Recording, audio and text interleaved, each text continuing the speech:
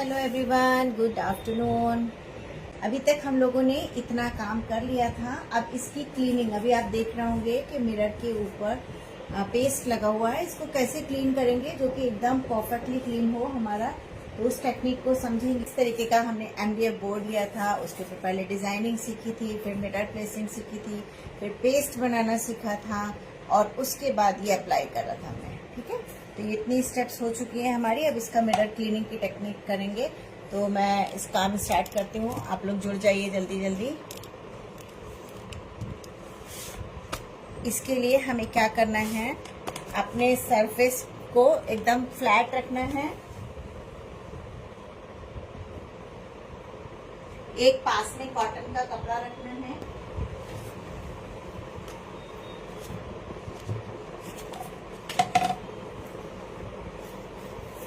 मेरी डिजाइन ना बिगड़ जाए नीचे वाली, मैंने इसलिए बस ये रखा है। ठीक है, और ये देखिए, एक कॉटन का कपड़ा ले रही हूँ मैं और एक स्पॉन्ज का पीस ले रही हूँ। ये है स्पॉन्ज का पीस, और पानी की बाल्टी ले रही हूँ। मतलब किसी भी बर्तन में पानी ले लीजिए। तो मैं इसमें देखिए इसको डिप करूंगी अच्छे से और निचोड़ लूंगी, है ना। उसके बाद हमें क्या करना है, इसको इसके ऊपर हल्के हाथ से फेरना है। बहुत इजी स्टेप है। ये स्टेप करने के बाद इसमें यहाँ सेंटर में हम डिजाइनिंग करना सीखेंगे कि किस तरीके से हम सेंटर में यहाँ डिजाइन करेंगे। लाइव में दिखाऊंगी मैं, ठीक है, कि कैसे काम करना है। इसका फ्री ट्यूटोरियल दूंगी।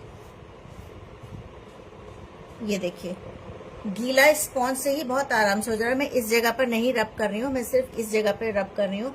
ये स्पॉन्ज का पीस आपको घर में स्पॉन्ज का जूना होता है, उससे भी, उसका भी इस्तेमाल करके आप कर सकते हैं। आप अपना साइज के अकॉर्डिंग इसे फाड़ लीजिए। अगर ये बड़ा लग रहा है तो मैं थोड़ा छोटा ले रही हूँ। ये देखिए, पहले बस इसको निकालना है जितना भी इसमें पेस्ट लगा हुआ है ऊपर। ठीक है, मैंने हल्का सा वेट कर दिया है। इस तरीके से पहले क्लीन करना है। तो देखिए, ये इस तरीके से क्लीन होता जा रहा है मेरा।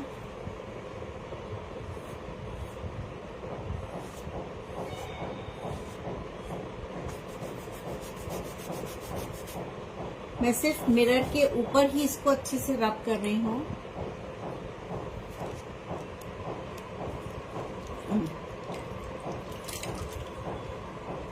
अगेन मैंने इसको वॉश कर लिया और फिर मैं फ्रेश कॉट इसको ले रही हूँ।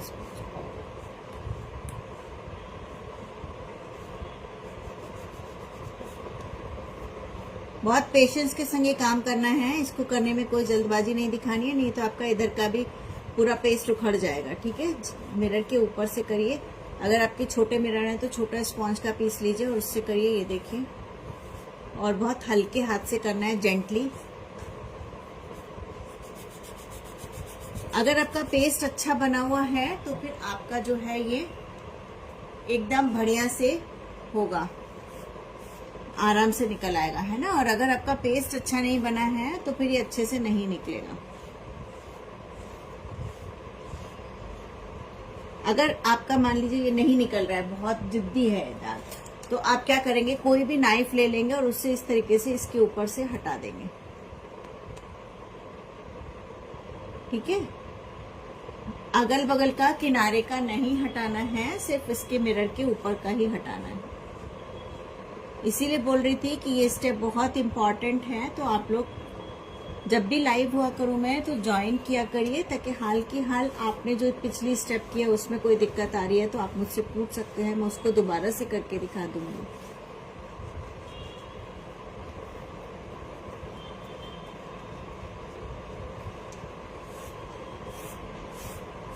देख रहे हैं धीरे धीरे मेरे सारे मिरर क्लीन होते जा रहे हैं। अभी इसके बाद भी क्लीनिंग की टेक्निक और भी है, यानी कि इसको और किस तरीके से एकदम क्लीन करेंगे।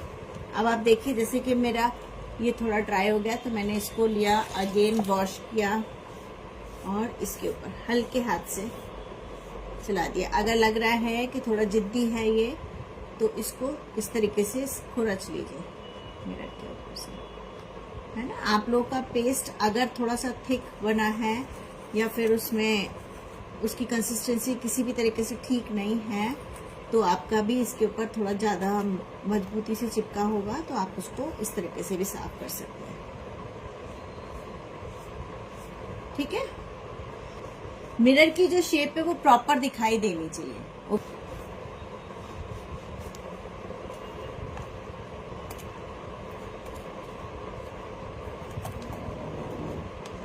ये देखिए इस तरीके से आराम से निकल आएगा।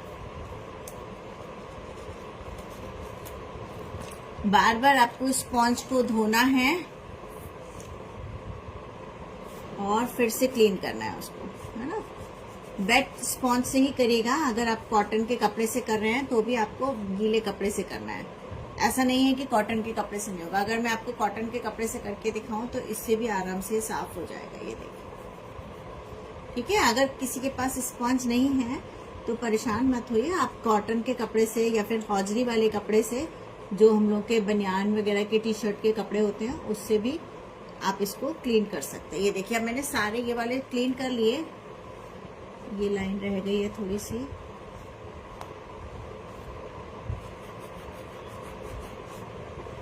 ठीक है।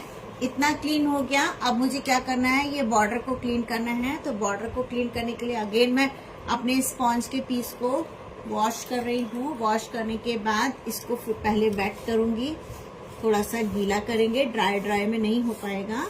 और गीला करने के बाद फिर इसको हल्के हाथों से रिमूव करूंगी। आराम से ये पेस्ट रिमूव हो जाएगा। जरा सा गीला होने के बाद ये पेस्ट रिमूव हो जाता है। इस वाली आर्ट फॉर्म में कोई वार्निश वगैरह नहीं होती, तो आप वार्निश के चक्कर में मत पड़िएगा।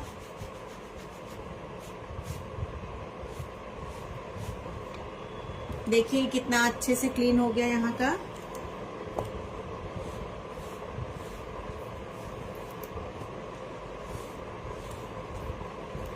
आपका अगर ये कलर जो है इस पे थोड़ा सा ऑफ वाइट लग रहा है, आपको इसको व्हाइट करना है, तो एक व्हाइट की कोटिंग और कर सकते हैं आप इसके बाद भी। लेकिन मुझे ये यही कलर में चाहिए और यही कलर का व्हाइट ही सबसे ज्यादा अच्छा लगता है। अगर आपको कलर्ड बनाना है ये आर्टिकल, तो आपने जो पेस्ट बनाया है आप उस पेस्ट में कलर मिक्स कर सकते हैं। ओके, ये देखिए एक स्टेप में ये क्लीन हो गया। अब मैं फिर से अगेन अपने इसको कर रही हूँ और इसको इसके ऊपर हल्के हाथ से, बहुत हल्के हाथ से क्लीन कर रहे हैं। हमारे मिरर की जो शेप है वो प्रॉपर दिखनी चाहिए, उसमें हमारी शेप में हम कोई कॉम्प्रोमाइज नहीं करेंगे, नहीं तो हमारी डिजाइन खराब लगेगी। ठीक है, इसीलिए अच्छी क्वालिटी के मिरर लगाने के लिए अगर हम डिजाइनर वो कर रहे हैं तो हमें उसकी जरूरत होती है, ताकि हमारे मिरर की शेप एकदम प्रॉपर निकल के आए, है ना। जो डिजाइन हमने बनाई है वो एकदम प्रॉपर होनी चाहिए। तो ये हमने इसको इतना क्लीन कर लिया।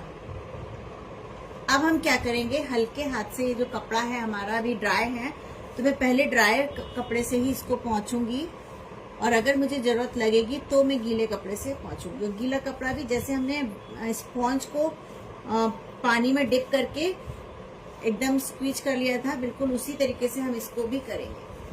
और अपनी फिंगर को देखिए कॉटन के फैब्रिक में इस तरीके से लगाइए। और लोगों के रिजल्ट बहुत अच्छे इसीलिए नहीं आते क्योंकि वो अपने काम को करने में जल्दबाजी दिखाते हैं। आप देख सकते हैं मेरा कितना अच्छे से मिरर क्लीन हुए हैं बिना ज्यादा मेहनत किए। ज्यादा मेहनत का मतलब है कि ज्यादा खींचातानी करे हुए, कुछ तिलड़े हुए, है ना। तो प्रॉपर ही मिरर क्लीन है, मैंने को गीले करने की जरूरत नहीं क्योंकि मिरर ऑलरेडी गीले हैं, है ना। तो ये देखिए इस तरीके से मेरा कितना परफेक्ट क्लीन हो रहा है। एकदम आपको ब्राइटनेस दिख रही होगी मिरर की, शाइन की। ये अच्छे से क्लीन हो गया है, ये अभी थोड़े से रह गए हैं। तो देखिए दोनों का अंतर देख सकते हैं आप लोग। जितना ज्यादा आपका अच्छे से मिरर क्लीन होगा उतना ज्यादा आपके आर्ट वर्क में शाइन आएगी। ऊपर अगर थोड़ा सा कहीं फेविकॉल लग गया है आपके मिरर में तो आपको उसको भी छुटाना है। देखिए इसकी प्रॉपर शेप आपको निकल के आपकी आनी चाहिए, दबा हुआ नहीं रहना चाहिए मिरर।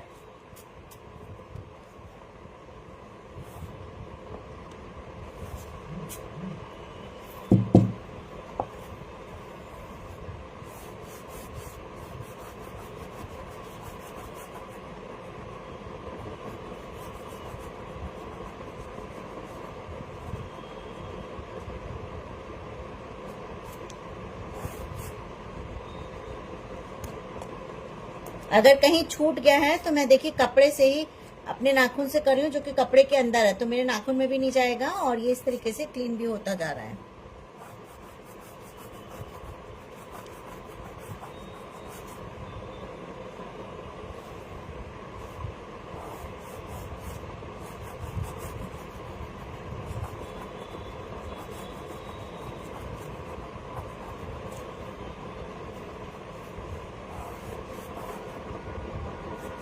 हर एक मिरर बिल्कुल प्रॉपर शेप में निकल के आया है मेरा। देख सकते हैं कितना अच्छा लग रहा है अब ये।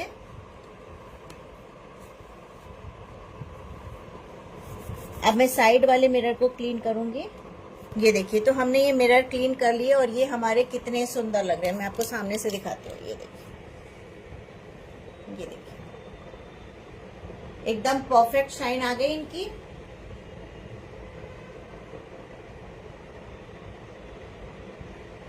है ना। तो ये बस अब सेंटर का काम रह गया है। अभी मैंने इसके ऊपर कलर नहीं किया है। आप चाहें तो इसके ऊपर एक्रेलिक कलर भी कर सकते हैं।